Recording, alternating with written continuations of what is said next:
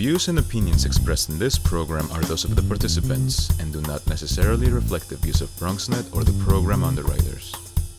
Hola everyone, welcome to Open, brought to you from BronxNet Studios. Wepa! I'm Rhina Valentin, your host of Café con Leche every Friday. Here's what's coming up in today's show. Leading things off, we speak to Bronx Born, a Poet Laureate of Springfield, Massachusetts, acclaimed playwright Magdalena Gómez to discuss her new memoir, Mija. After that, we'll be joined by choreographer, performer, and Bronx Grows Dance project lead Megan Curet as she discusses the interactive dance event for youth in the Bronx and Harlem. Then we'll share highlights from this year's Bronx Week 2022. And later on in the show, Bobby C brings us an up-to-date with the latest headlines in the world of sports. And lastly, this week's Open Artist Spotlight shines on singer-songwriter Vivi Hu with a performance at the end of the show. So sit back y prepárate. All this and more is headed your way because now we are officially open.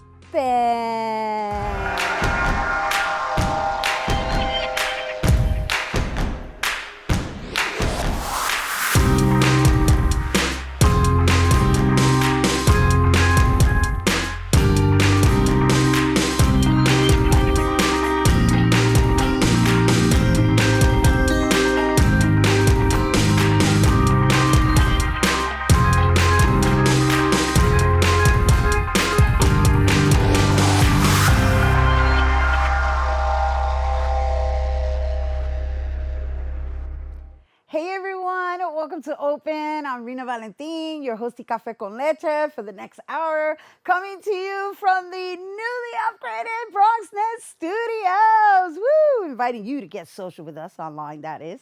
Tweet us and follow us on Instagram at BronxNet TV and like us on Facebook at Open BronxNet Television. And of course, while you're there, follow moi on Twitter, FB, Instagram, Insta Stories, and LinkedIn at Rhina Valentin. Woo!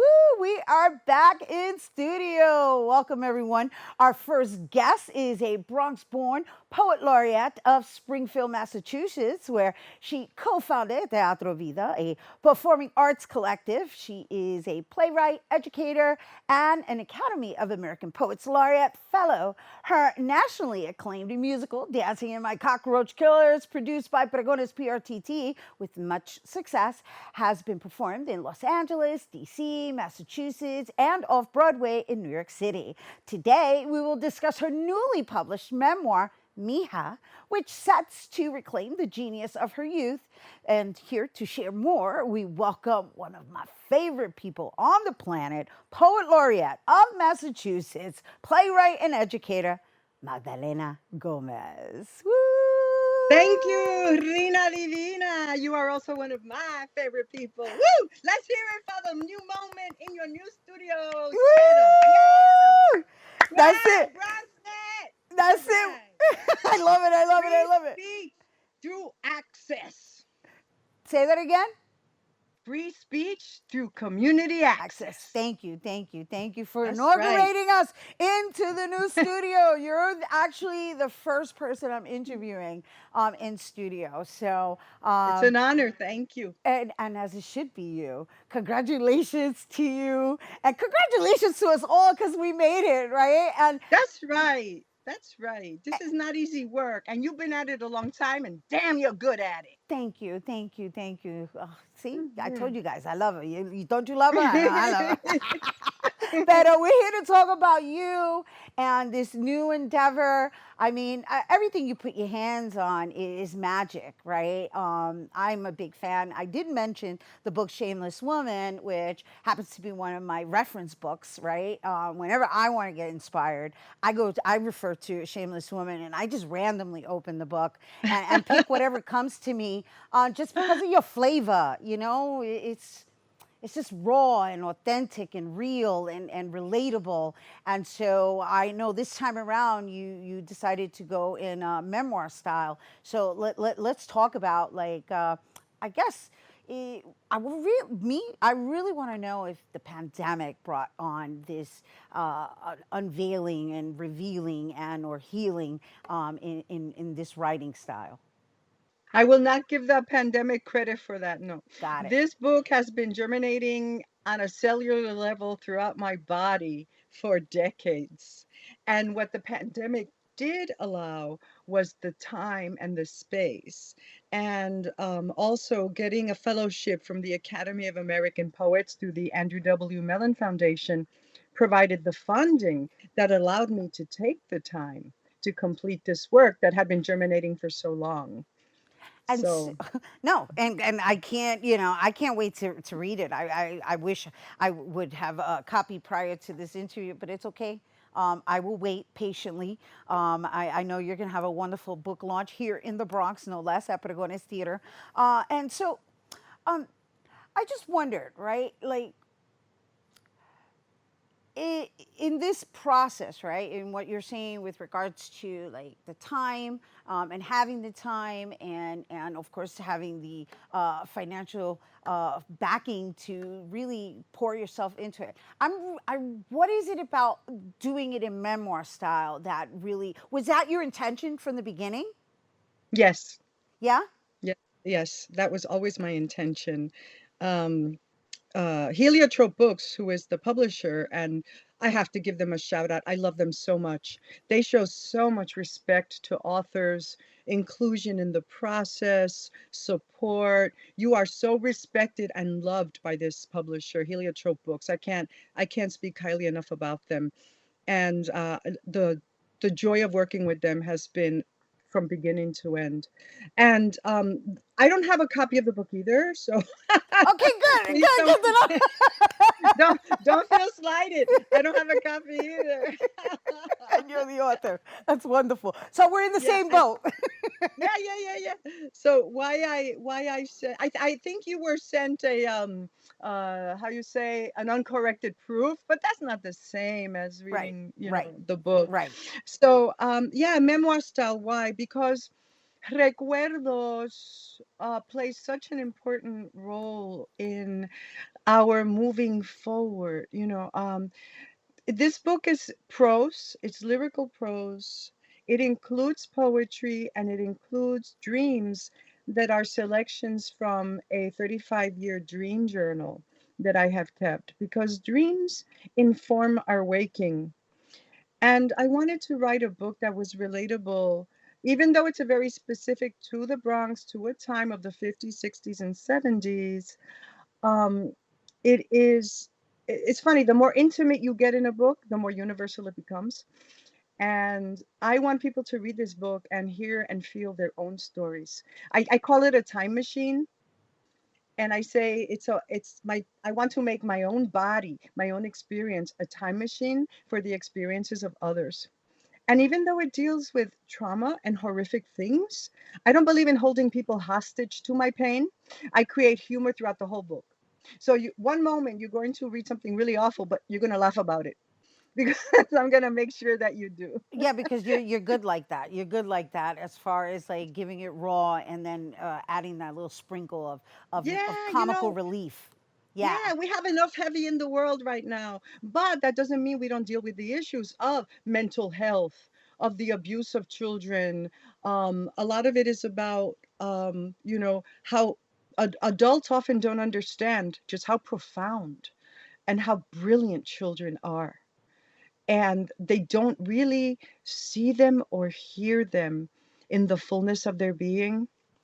You know, very few people could understand how at 8 years old I was reading Ralph Waldo Emerson and understanding it. Yeah.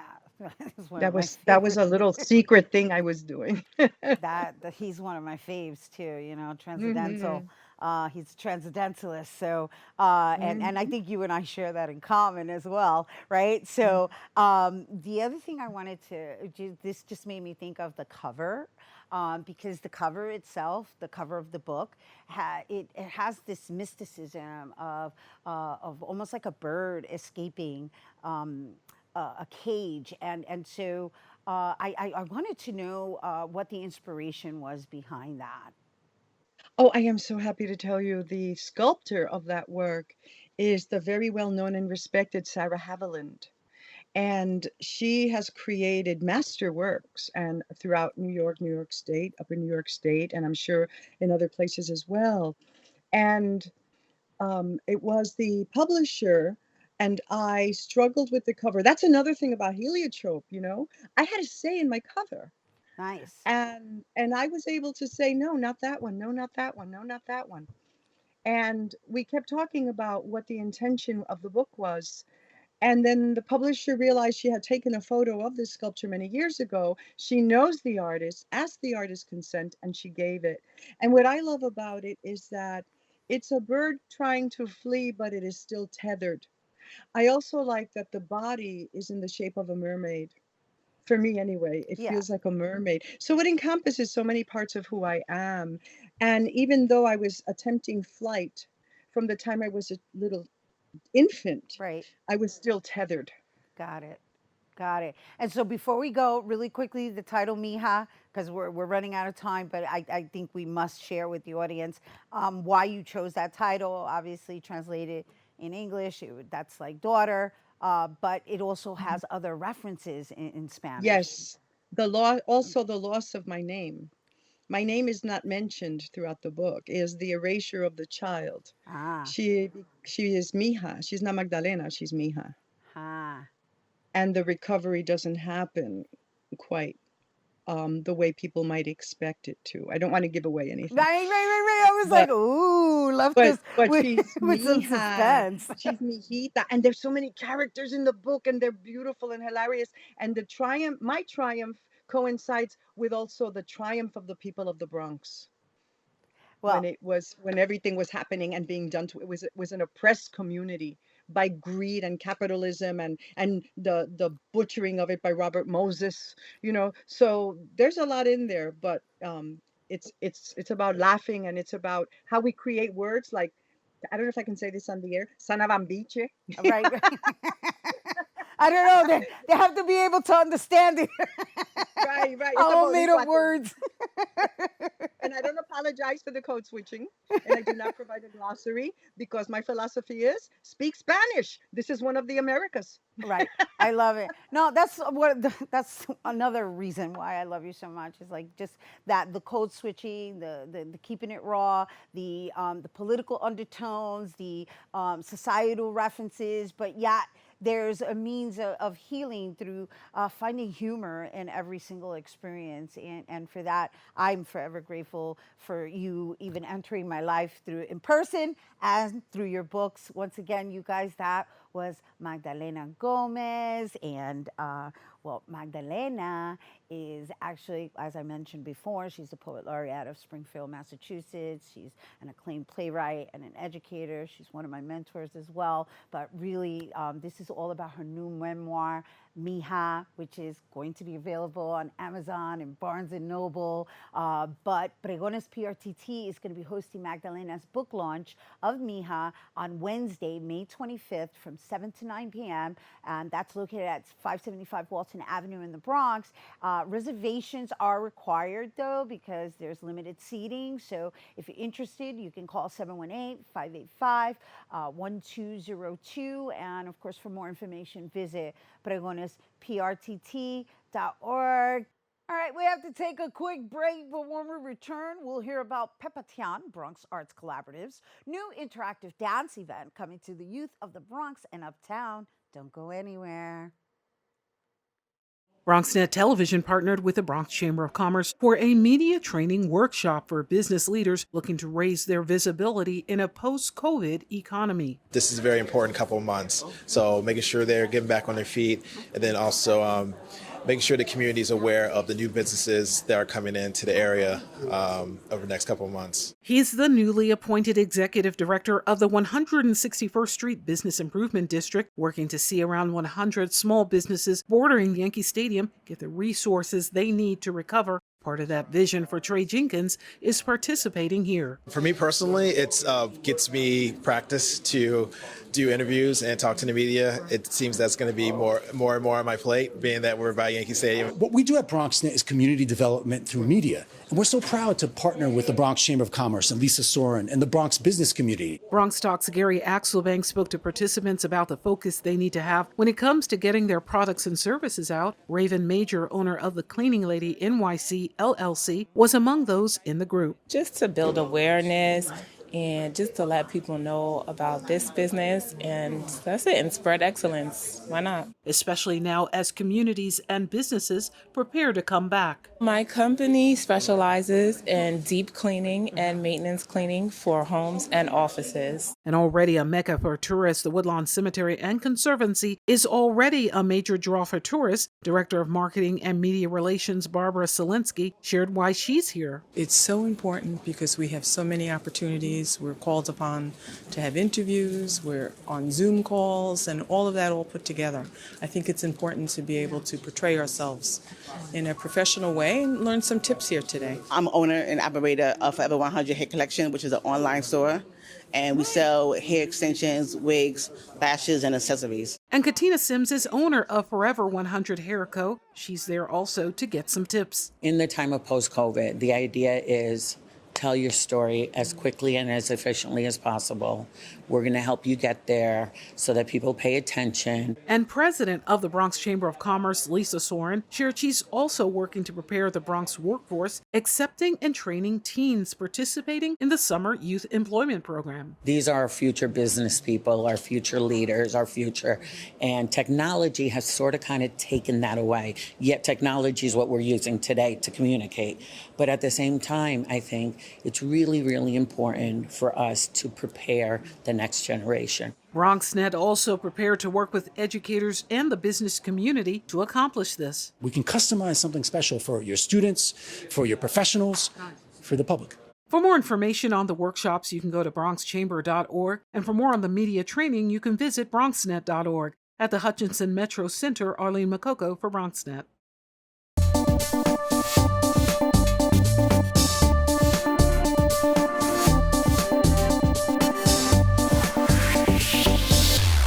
Hola, everyone.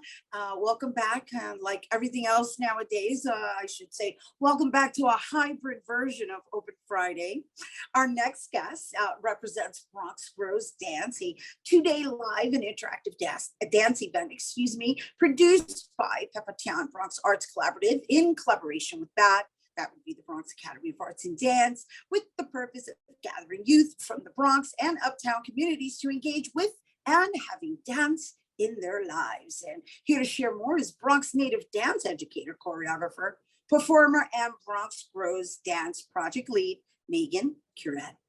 How are you? Hi, how are you? Good, nice to meet you. So nice to meet you. Thank you for having me here today. Well, congratulations. Let's start with that on being selected as a Dancing Future resident. Yes, it's my first time receiving a grant, I have to say, for 18, 28, an almost 15-year career in the making. So I'm really excited that my first official grant and my largest residency that I've received yet is going to be taking place here in the Bronx and made possible by two institutions that I find to be so critical and important to the dance culture here, not only in the Bronx, but in New York City. So yeah, it's taking place in Pepatian, with Pepatian in collaboration with BAD. And it will kick off this week, actually, on May 19th. And my work will premiere on the first weekend of November, actually. So super excited.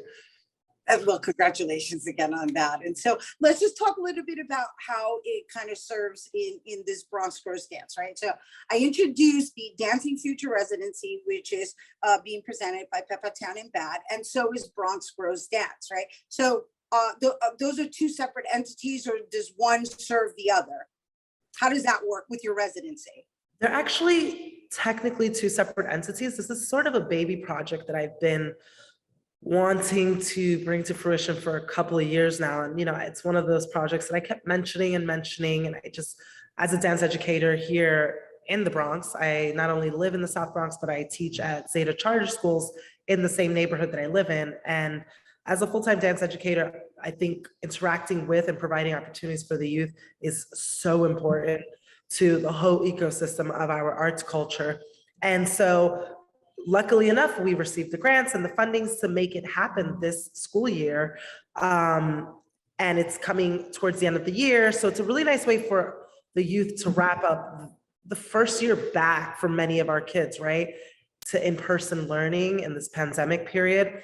So Bronx Grows Dance is a youth-centered dance conference. And the idea was to model a professional dance conference that many adults attend throughout their careers, but geared towards the youth. And that kind of hasn't been done, actually. So it's really exciting that it's happening, and it's happening in the Bronx. And it's also to give like our uptown kiddos more exposure and opportunity to pre-professional dance experience. So that's one item on the agenda that's happening. And it just so happened that I received this grant and residency opportunity, but it really ties into my practice and my PhD research that is very much rooted in community and communal dance activity. And it all sort of ties into this decolonial practice of dance training and working with the body and working within community to train the dance body. So while they're separate, they find each other in this really magical way. So it's very exciting. It's a really exciting period. It is very exciting and very deep too, because just to bring everyone else up to speed, right? So Megan is also, she's a PhD candidate at Plymouth University in the UK, and her research is actually based on decolonial dance practice based, right? Am I saying that correct?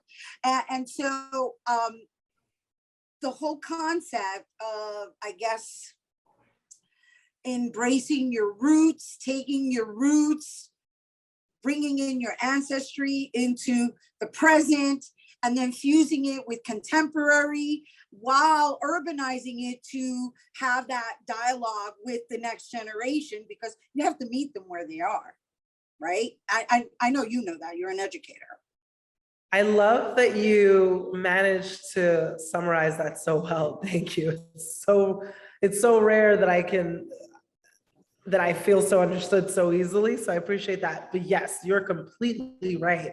We really need to have this dialogue with our next generation to also make sure that they're receiving the knowledge and the information that's needed to prep them to take on anything in the world, right? That connection to their culture and their history and their identity is what will arm them to handle any scenario and be able to move through any space fluidly and confidently as they progress through this world. So yes, I totally agree with that.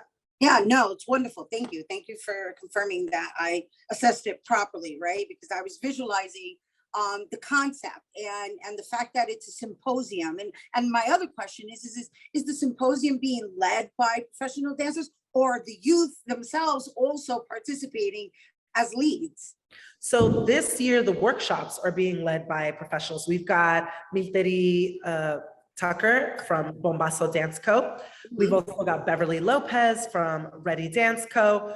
And so there's this abundance of talent right here in and from the Bronx. And so we're leading workshops, but the workshop is going to culminate with conversation led by members of the youth project. And the idea is that next year we expand the project by having the youth facilitate and build out the workshops and the symposium.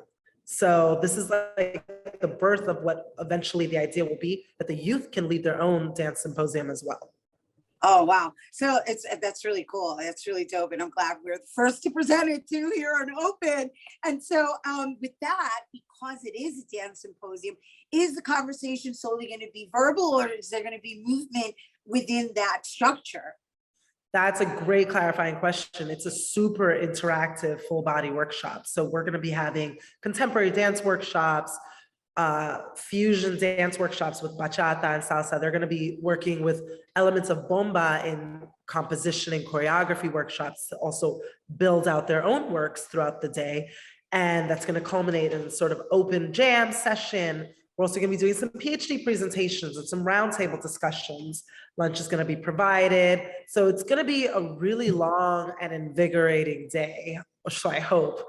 But it does start and end with movement, and there's a lot of conversation and interaction as well. So what is the age range, and is there a cap on how many people can participate? And do people need to register in advance? And if they do, please share with us where they have to go. So it's really simple. They email pepatian@gmail.com to RSVP, and the residency takes place on Saturday, the 21st, from 10 a.m. to 6 p.m. Lunch is included. We do, however, recommend that participants do have to be vaccinated in order to participate, as per the regulations of the Theater of BAD, Bronx Academy of Art and Dance, where it is taking place. And other than signing up, giving their food restrictions, because lunch will be provided, it is free and open to anyone ages 12 to 18 who is even interested in movement. They do not have to come pre-professional or professionally trained. The idea is to get everyone together in the space, moving, grooving, and talking about the future of dance. And the second really important component is that this 2-day event starts on Friday night with a performance with members that are leading the symposium. And that is free for the youth. So you get to watch performances on Friday the 20th at 8 p.m. at BAD, and then you get to take part in a full day dance symposium, 10 a.m. to 6 p.m. on the 21st, Saturday. Wonderful, wonderful, wonderful. Thank you. Thank you for bringing it here to our viewers, Megan Curet. Yes. It's lovely. It's lovely and very exciting. I'm very excited for the next generation. And as I like to say to our adult leads who are empowering the next generation, here's to leaving things better than we found them. Bravo, Megan. Yes. Bravo. Thank you. All right. And you guys, thanks again to Megan. She's the Bronx Grows Dance project lead, choreographer. She's a dance educator and a performer. And once again, Bronx Grows Dance will take place. It's taking place Friday and Saturday, May 20th and 21st. And as she mentioned, there's a performance on Friday, and then there's the full day symposium on Saturday. That's all taking place at the Bronx Academy of Arts and Dance, located at 2474 Westchester Ave in the Bronx. For tickets, you can go to badbronx.org. For more information on Bronx Grows Dance Project, please visit pepatian.org. All right, next up we have Bronx Week 2022 that was in full effect with its in-person events introducing new spaces in the Bronx. Let's take a look. Held at the Northeast YMCA, Bronx Borough President Vanessa L. Gibson teams up with the Bronx Tourism Council in a kickoff celebration for Bronx Week 2022. We're here to celebrate everything that is the Bronx and support our borough president for Bronx Week. It's going to be an absolutely phenomenal lineup of events celebrating all things Bronx. Following a 2-year hiatus due to COVID, Bronx Week is back and bigger than ever. With daily events and stars like Remy Ma, Eve Rivera, and Luis Antonio Ramos as the 2022 Walk of Fame inductees, Bronx Week aims to highlight the very best of the borough. Now, as the Bronx Borough President, 5 months in, we want to make sure that Bronx Week 2022 is back, bigger than ever before, in which we talk about the culture. We highlight so much from our educators, our businesses, first responders, the beautiful mosaic and the beautiful beacon of the Bronx. Key speaker at the celebration and executive director for the Northeast Bronx YMCA, Shay Gaddis, explains what Bronx Week means for his organization and how he hopes to strengthen the relationship between the YMCA and the Bronx. This is the second Y in 33 years being in the Bronx, and so the YMCA is committed to the Bronx, and we want to be here to service the communities. To end the kickoff, leaders within the Bronx explain what they love most about their borough. I love our people. Our people are some of the most committed, dedicated, aware people that we have in New York City. I love the Bronx because it is a beautiful borough of diversity. You have people from all walks of life, and you have different cultures and nationalities. Everybody has this misnomer about the Bronx, and they just don't understand the love and the beauty of what the Bronx has to offer. From May 5th to the 15th, events catered to the Bronx will pop up throughout the borough. To learn how you can get the most out of Bronx Week this year, visit ilovethebronx.com. Reporting for BronxNet, Kib and Aline.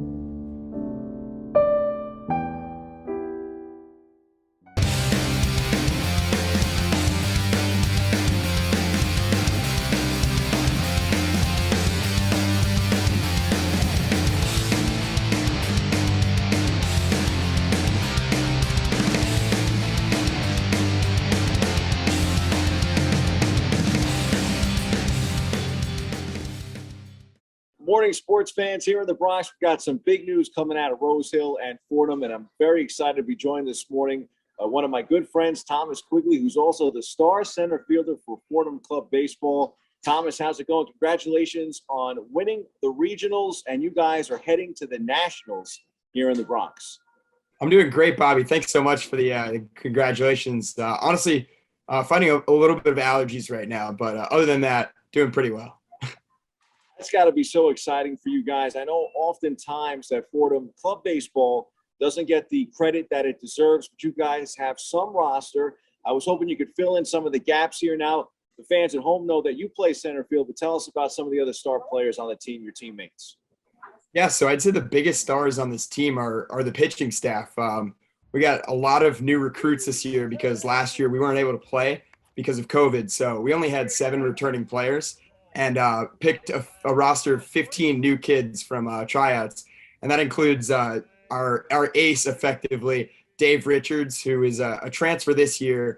Originally, he was recruited by Fordham, but then ended up getting surgery on his arm, played at another school, and then just transferred here. But he's been our ace. He hasn't had a single loss in the season. He's got an ERA of sub-1. And then our second starter, Andy Perez, is a freshman from LA. He actually tried out for varsity and was on their roster for a lot of this year. Eventually ended up getting cut, which is really beneficial for us because he's been another workhorse for us. He's also got an ERA under 1. And then, of course, Finn Starzik is our president, our captain, and he's been also another workhorse in the starting rotation for us. So it's really been our pitching that's got us to where we are right now. The hitting will come eventually. We have a couple guys that we lost to study abroad for the second semester in London that were kind of our best hitters in the fall, but we have them coming back for the World Series. So very excited to get them back in the lineup, and I'm really looking forward to the World Series. Yeah, Thomas, I thought that was great that when we spoke last about this, that you talked about not being the top seed in the regionals, but coming in and you guys putting on an amazing performance and basically being underdogs here in the Bronx and making things happen. Tell us a little bit about what the seeding was like and what it meant for you guys to basically overcome some major obstacles and hurdles to win the regionals. Yes, so the seeding, I think, was based on just win-loss percentage. And because we're in such a tough conference, I think we have the most teams of any conference really in the National Club Baseball Association, which is the league that we play in. We had 6 other teams in our conference, so we had to play, I believe, 18 regular season games against those opponents. And naturally, if you play a high volume of games, you're going to get a few losses mixed in there. So While we maybe weren't the worst team going into the tournament, we did have the worst win-loss record, but we really embraced the underdog mentality. We had to play away games for the first 2 games until we advanced to the championship, and we were able to get the home field advantage for that, and we won it over UNH, and that was an absolute blast. And for the fans at home, could you explain to everyone what the difference, I guess the main difference is between being a club team that's participating this way as opposed to the actual varsity team? Yeah, sure. So varsity is much more of a commitment. A lot of the varsity athletes, especially at Fordham at D1 school, are kind of it's more of a job almost, where they are practicing most days during the regular or during their actual season, and even in the off season, a lot of practices during the week. For us, it's a lot less of a commitment. We practice about twice a week during the fall and the spring. We take most of the winter off, but it's really just a more relaxed version of high school baseball because we don't really have a coach. We're fully run by students, so it gives us a little bit more of a relaxed setting. But at the same time, we do put in the work. We try to, when we are practicing, we try to focus up completely and get the job done. And it's been showing on the field this year for us. Yeah, I mean, I think it's awesome to see what has gone on with the team, and maybe even to some degree larger credit to you guys because of the fact that you don't have a coach, and that it just seems so much like that you guys love playing baseball. Like there's so much passion on this team. Yeah, it really is all about the love of the game. I know that I've talked to a lot of the freshmen that we took on the team, and they've said that it's kind of a refreshing new take on baseball, where there's a lot of pressure associated with varsity baseball, even in high school. A lot of pressure to go out and practice every day after school, in addition to all the schoolwork that we have to do. So, you know, it's a lot more relaxed of a setting. But at the same time, everybody has a great mutual respect for everyone. And we have voices in the clubhouse that are more of a leadership and maybe will be a little bit more bossy. But at the same time, you don't have, adult breathing down your back, making sure that you're, doing everything that needs to be done. And I think that's kind of a recipe for success because, a lot of, we're all kind of really good friends, and that really helps us on the baseball field because you can just feel the chemistry between everybody when we lace it up for each other with the Fordham F on our hats. It's a lot of respect for each other, and it's just great fun to go out and play baseball with some of your best friends. I think what happens to a lot of college students is, they play scholastic baseball on the way up, and you kind of reach a point in your career where maybe not, in terms of continuing, because it is so difficult to make the major leagues.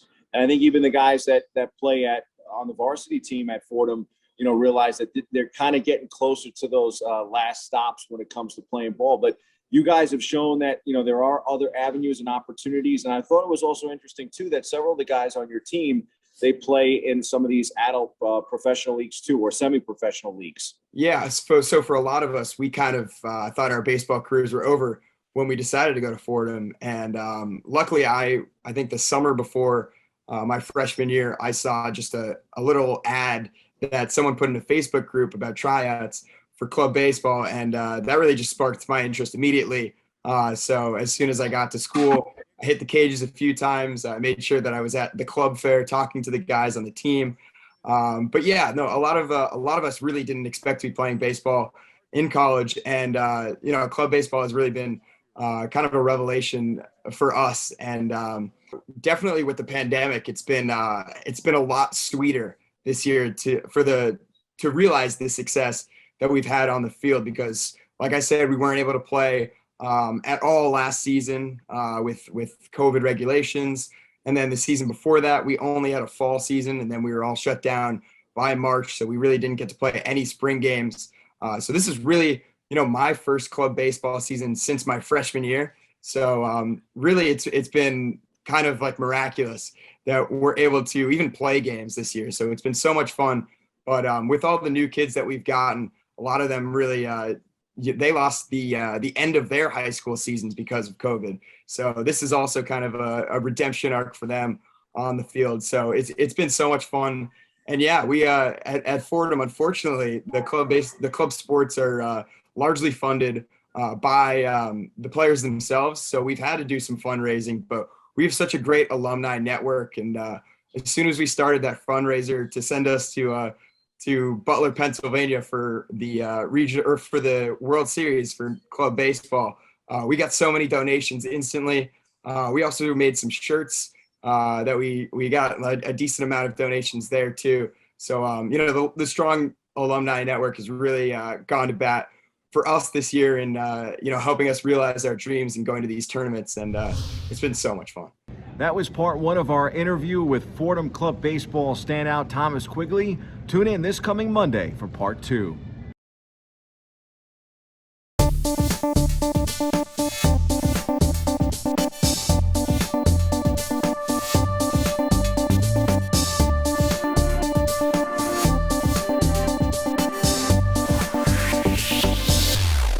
In the midst of Bronx Week 2022, the Center for Engaged Learning presents Fordham in the Community, a summit on community development and partnership. We're here celebrating community. We're coming together after 2 years being isolated with the pandemic. We're here specifically to create partnerships, to build community, and to specifically create infrastructure to specifically work together if we go through a pandemic of the extent of COVID as it was, to make sure that we have communication is infrastructure to be able to communicate and to collaborate. I think this is deeply important both to the community of the Bronx as well as the Fordham community to get a chance to be able to come together, to build solutions together, and to be really working in collaboration and in partnership. I think this borough is so strong, it's so resilient, has so many assets and strengths, so if we're able to work together and bring those together, we can really affect a lot of change. I think the significance of this event is the recognition in everyone needing each other and understanding that we can all serve each other in some capacity, and the fact that they've now launched this new website that is going to make I think they have like 27 organizations right now listed, but the idea is to enroll as many people as possible into being like this one hub of a resource in which you could find anything that a Bronxite could be in need of. Executive Director of Mary Mitchell Family and Youth Center represented the organization and shared details on what services they provide for the community. Our primary program is an after-school program for youth between the ages 5 and 12 years old. We also have a summer camp program for the same youth as well. And we do a lot of work around food justice, food access, and healthy eating. So we have programs like a food justice club that has young teens and young adults between the ages of 13 to 24 years old, and they do a lot of work around healthy eating, cooking demos with our younger youth, talking about why it's so important to eat healthy, not eating junk food, and the repercussions that come from having chips and soda and things like that.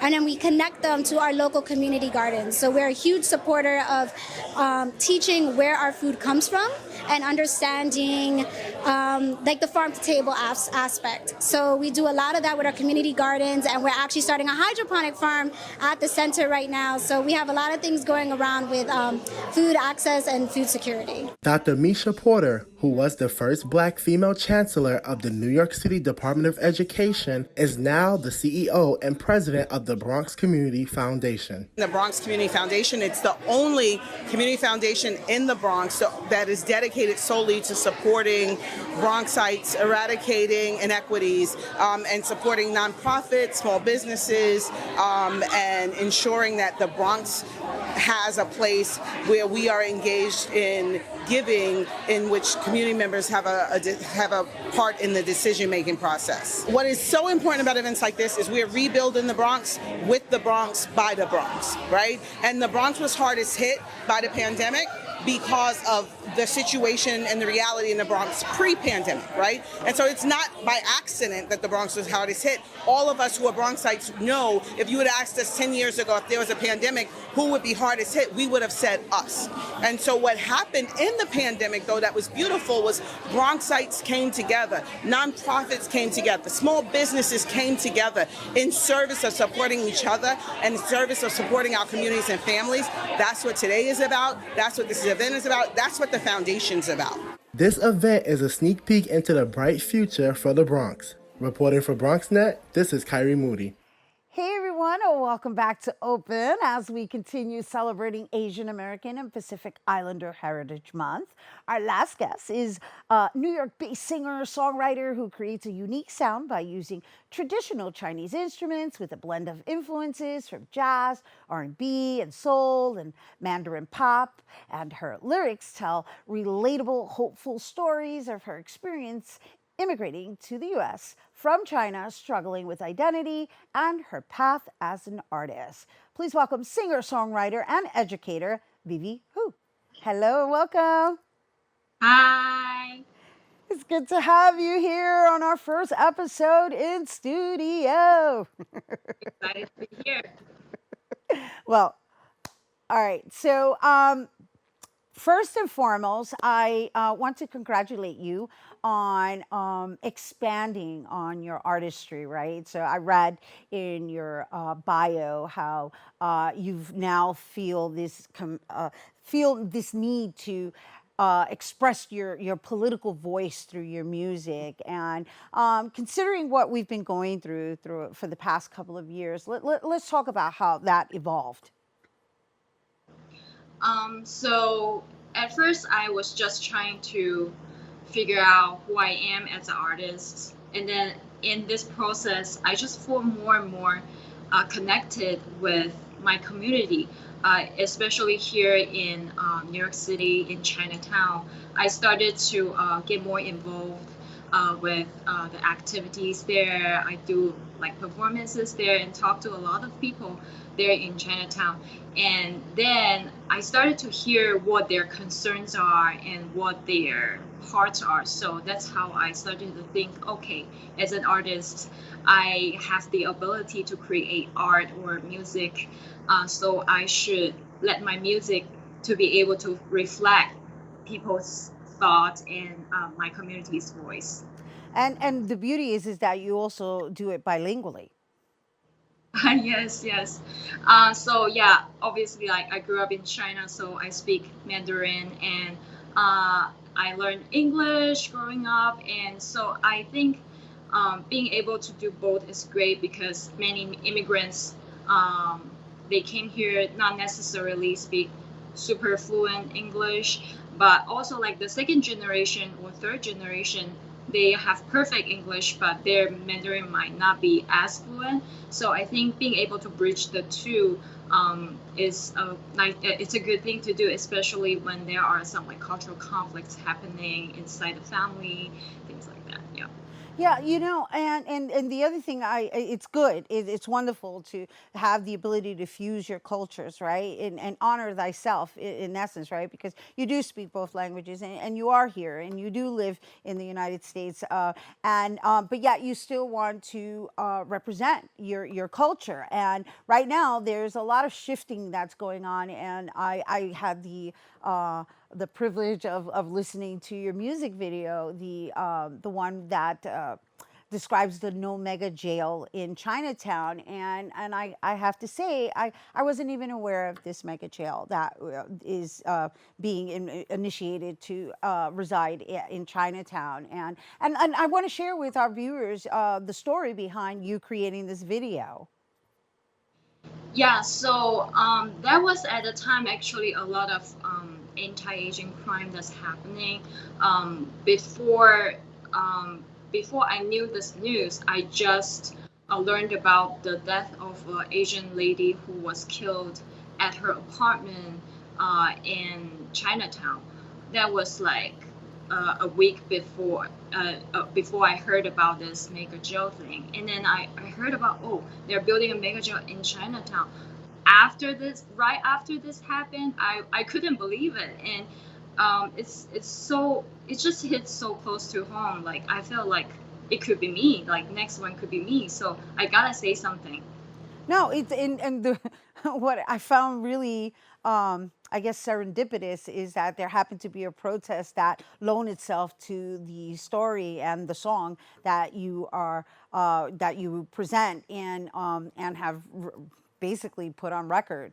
And so where are you, or where is Chinatown now with this mega jail?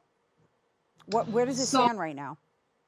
yeah, so I know like many local organizations are getting like different rallies happening, and I know a lot of meetings are happening. We are standing together. We are doing our best to let our voice be heard. Just like you said, like many people doesn't even aware of this is happening. So I think now we just really need to let people know about this and let people to stand with us to fight against this, because we don't think that's safe for the community there, and we don't think it's fair for especially the women, children, and elderlies there. Yeah, and it's a beautiful thing to just see everybody coming together, rallying, because, sheesh, I mean, you know, we're already living in tight quarters, right? Like, go build it somewhere out in the suburbs. Well, I hope nobody from the suburbs is listening. I mean, just in an open area is really what I mean. You know, in an open land where it's not going to impact the immediate environment, right? Exactly. Right. And so, yeah, good for you for standing up. And I think it's awesome that you were able to create a music video off of it. And so before we go, because I know you're going to be presenting in our Open Artist Spotlight, but I wanted to just have a little dialogue about tea and how significant it is within the Asian culture, right? And so when I saw the name of the video, oolong tea, oolong Yes. tea. And then when I started researching oolong tea, I was like, oh my goodness, this is like, it's like its own practice. Yeah, so oolong tea is very famous around my hometown area, and making tea in general in my culture is just a good way for people to connect, for people to just in some like celebrations to do. And for me personally, I grew up in the family that making tea is a tradition. Like we make it every single day. Um, so every morning, me and my parents, we would just like sit there and have some tea and take our time to just chat with each other, bond with each other, and share some funny things in life and talk about what we're gonna do. So it's just a very nice way to start our days. So yeah, that really gives me peace. So I wanted to bring that into my music and bring that to whoever listens to my music. Well, thank you. Thank you for explaining it to us and inviting us into your world, into your customs, your traditions, and you guys. Once again, that was Vivi Hu, artist, vocalist, composer, educator, and guess what? Don't go anywhere because when we return, Vivi Hu is going to perform oolong tea for us after the break.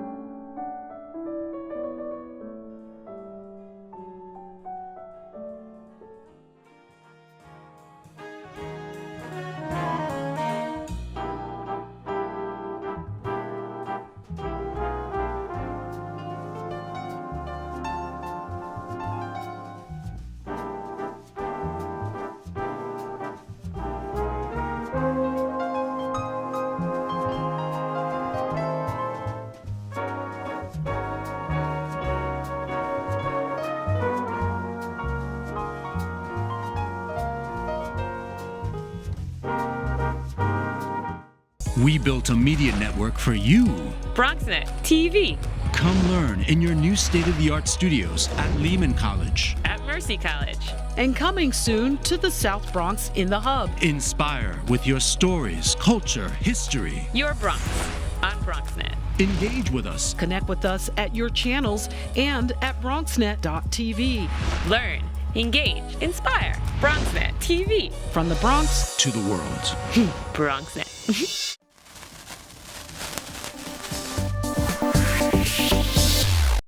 Hey everyone, welcome back here now to perform Oolong Tea. Let's give it up for Vivi Hu.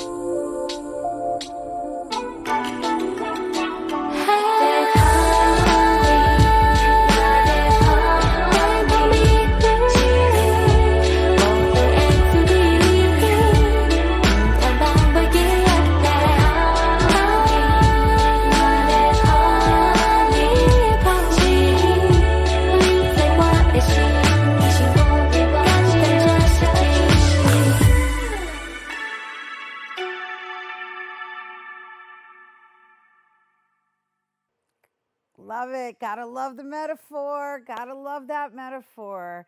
Yeah, authenticity and the tea scent could be you. I love it. That was Vivi Hu. And for more information on Vivi Hu, you can visit her at vivihumusic.com and on Instagram at Vivi Hu Music. Ay, mi gente, that is our show today, our first episode back in studio. I hope you enjoyed it. Thanks to all our guests for coming through, and to you, our viewers, for tuning in. If you missed any part of the show, you can check out the recapcast tonight, 24 hours a day at BronxNet.tv. I'm Rhina Valentin, and from all of us here at Open, may the universe provide paz, prosperity, y amor. Y to my friends out there, happy Asian American and Pacific Islander Heritage Month. Adios, we did it, we did it.